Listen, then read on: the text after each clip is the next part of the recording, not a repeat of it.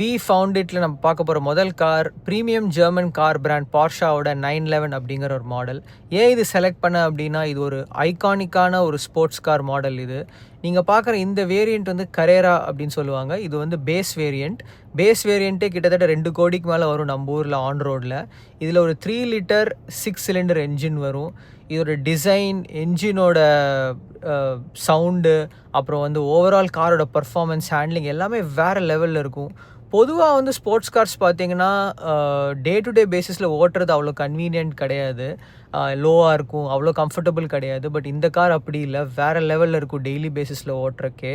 Handling அவ்வளோ ஈஸியாக இருக்கும். உள்ளே உங்களுக்கு எல்லாமே செம ப்ரீமியமாக, சிம்பிளாக, மினிமலிஸ்டிக்காக இருக்கும் உங்களுக்கு.